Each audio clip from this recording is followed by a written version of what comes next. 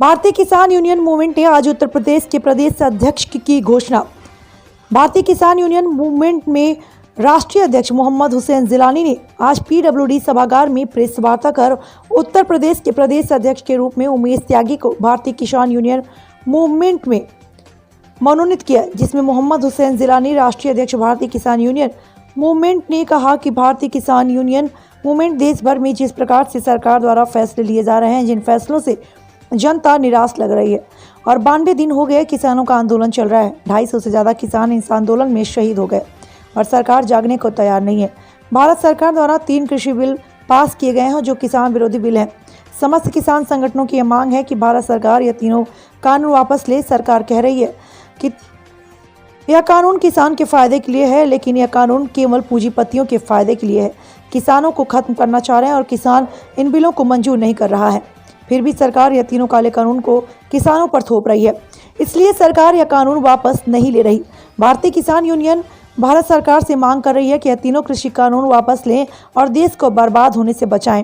और आज के कार्यक्रम में भारतीय किसान यूनियन मूवमेंट ने उत्तर प्रदेश के प्रदेश अध्यक्ष के रूप में उमेश त्यागी को मनोनीत करती है और आशा करती है कि भारतीय किसान यूनियन मूवमेंट की गरिमा को बरकरार रखेंगे और सभी किसानों के साथ कंधे से कंधा मिलाकर किसानों की समस्याओं का खात्मा करेंगे।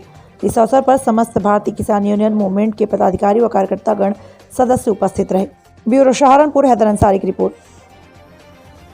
हुसैन जिलानी व प्रदेश अध्यक्ष उमेश त्यागी जी, आज ये गठन हमने इसलिए किया है कि हम इससे पहले यूनियन में काम कर रहे थे, लेकिन जब हमने देखा कि वहाँ यूनियन का काम नहीं, वो तो एक कंपनी बनकर रह गई है, इसलिए हमने उस यूनियन को इस्तीफा देकर ये अपनी यूनियन का गठन किया है। और अब हम रात दिन किसानों की लड़ाई लड़ेंगे, मजदूरों की लड़ाई लड़ेंगे, छोटे व्यापारियों की लड़ाई लड़ेंगे, क्योंकि इस तीनों कानून के अंदर चाहे छोटा व्यापारी हो, चाहे किसान हो, मजदूर हो, दबे कुचले हो, इन सब का शोषण इन 3 काले कानून के अंदर है, जिसे हम किसी सूरत में बर्दाश्त नहीं करेंगे।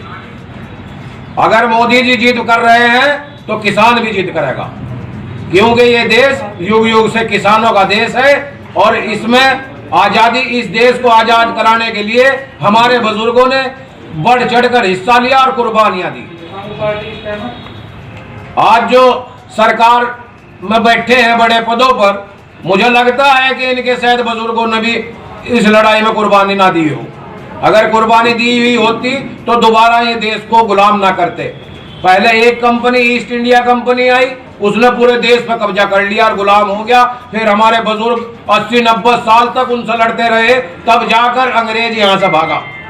अब दोबारा फिर ये कंपनी आई, पहले एक कंपनी थी, अब 2 कंपनी आई हैं, अंबानी और अडानी, जिन्हें पूरा हिंदुस्तान बेचा जा रहा है। आप पत्रकार बंधु हैं, मेरे से भी बेहतर जानते हैं कि किस तरीके से ये लोग हिंदुस्तान को बेचने पर लगे हुए हैं, लेकिन यहाँ की जनता अब इतनी जागरूक हो चुकी है कि वो किसी सूरत भी इस देश को बिकने नहीं दिए।